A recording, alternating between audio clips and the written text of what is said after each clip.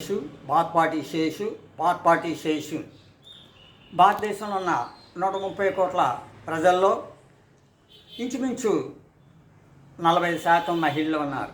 ఈ రోజున గౌరవనీయులైన ప్రధానమంత్రి చాయ్వాలా మోదీజీ భారతదేశంలో ఉన్న మహిళలందరినీ మోసం చేస్తున్నాడు. ఆయన డీలిమిటేషన్ అంటాడు, మహిళా రిజర్వేషన్ అంటాడు.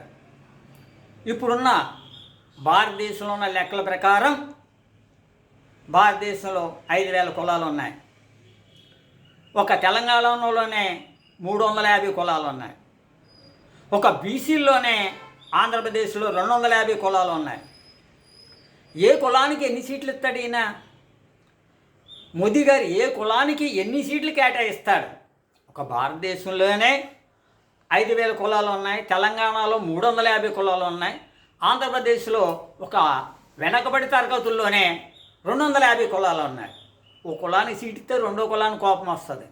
ఈ మహిళా రిజర్వేషన్ అన్నది భారతదేశంలో మహిళను మోసం చేయటానికే. అసలు మోదీజీ మహిళ సంక్షేమం కోసం ఏం చేశాడు? ఆయన ఏం చేయలేదు. 10 గ్రాముల బంగారం 1,50,000 ఉంది. అందరూ రోల్డ్ గోల్డ్ నాగలెట్టుకుని తిరుగుతున్నారు ఆడవాళ్ళు అందరూ కూడా. గ్యాస్ ధర 1,200 పైన ఉంది. ఈ రోజున గ్యాస్ దొరకట్లేదు. గ్యాస్ లేకపోతే ఇల్లు అద్దెకేవారు. ఒక గృహిణి ఈ రోజున బతకాలంటే, ఒక గృహిణి 2 పిల్లలతోటి బతకాలంటే నెలకి 50,000 ఉండాలి. మహిళలకి ఏం చేశాడు ఈయన? పోనీ బేటీ బచావో బేటీ పటావో అంటాడు. విద్యా వైద్యం కూడా లక్షల మీదకి వెళ్ళిపోయింది. ఒక కాన్వెంట్లో చదివే పిల్లడు నెలకి 50,000 కడుతున్నాడు.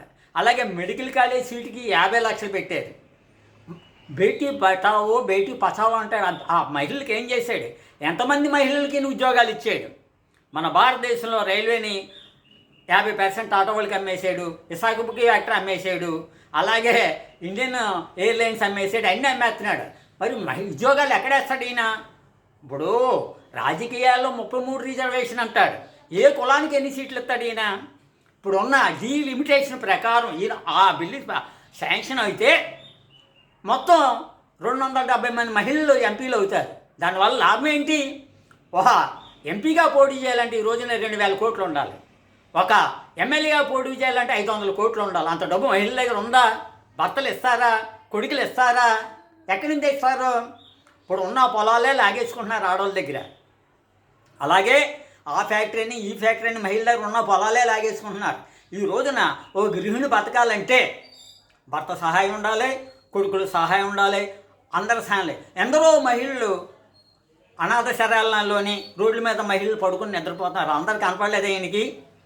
ఇప్పుడు మహిళా రిజర్వేషన్ 33% ఉద్యోగాలు ఇస్తాడు ఈయన మోదీ గారు పరోక్షంగా ప్రత్యక్షంగా భారతదేశంలో ఉన్న 130 కోట్ల ప్రజల్లో ఉన్న 65 కోట్ల మహిళలు మోసం చేస్తున్నాడు ఈయన. డీలిమిటేషన్ ఎందుకు? ఇప్పుడు ఆ డీలిమిటేషన్ ప్రకారం చూసినా 270 మంది ఎంపీలు అవుతారు. 270 మంది మహిళలు పోటీ చేయడానికి డబ్బు ఉందా? లేదు, ఎవరి దగ్గర డబ్బు లేదు. గ్రామీణ మహిళలందరూ నాయకులు అయిపోతారు అంటాడు. అసలు గ్రామాల్లోనే కుల వర్గాలు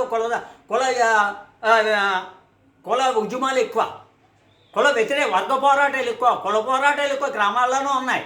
ఇప్పటికీ కూడా కుల వ్యవస్థ గ్రామాల్లో ఉంది. ఎంతమందిని ఈయన పోటీ చేస్తాడు ఈయన? ఒక ఎమ్మెల్యేగా పోటీ చేయాలంటే 500 కోట్లు ఉండాలి. ఒక ఎంపీగా పోటీ చేయాలంటే 2,000 కోట్లు ఉండాలి. ఈయనే ఓటుకి డబ్బులు ఇచ్చి ఎమ్మెల్యేని ఎంపీలు కొనుక్కుంటున్నాడు. భారతీయ అన్ని రాష్ట్రాల్లో బీజేపీ ఉండాలని చెప్పేసి ఈయన ఆశయం తప్ప అమిత్ షా వీళ్ళిద్దరు కూడా మహిళలు మోసం చేస్తున్నారు. ఒక్క తమిళనాడు స్టాలిన్, ఎంకే స్టాలిన్ మాత్రం మోదీకి వ్యతిరేకంగా నల్లబట్టలు వేసి నన్ను పార్లమెంట్కి వెళ్ళారు. ఆ స్టాలిన్కి, తమిళనాడు ముఖ్యమంత్రి స్టాలిన్కి భారతపార్టీ చేసిన 100% పూర్తి మద్దతు నేను ఇస్తున్నాను. మన ఆంధ్రప్రదేశ్లో ఉన్న పవన్ కానీ, జగన్ కానీ, చంద్ర కానీ విమానాల్లో హెలికాప్టర్లో తిరుగుతారు. వీళ్ళు సుఖాల కోసం మోడీ కాళ్ళ మీద పడుతున్నారు. ఇక్కడ చంద్రయ్య, పవన్, జగన్ మీసాలు మెలిసేసి అక్కడ ఢిల్లీలో మోదీ కాళ్ళ మీద పడి మోదీ యొక్క చెప్పులు, అమిత్ షా చెప్పులు నెత్తి మీద పెట్టుకుని తిరుగుతున్నారు డబ్బుల కోసం, వీళ్ళ ఆస్తులు కాపాడుకోవడం కోసం. భారతపార్టీ శేషు మహిళా రిజర్వేషన్కి, అలాగే ఈ డీలిమిటేషన్ కూడా వ్యతిరేకంగా భారత పార్టీ పనిచేస్తుంది. అలాగే ఆంధ్రప్రదేశ్లోని మొత్తం భారతదేశంలో ఉన్న ఈ లిమిటేషన్ వ్యతిరేకంగా పనిచేసే అన్ని పార్టీలకు కూడా భారత పార్టీ శేషు మద్దతు పలుకుతున్నాడు. జై హింద్.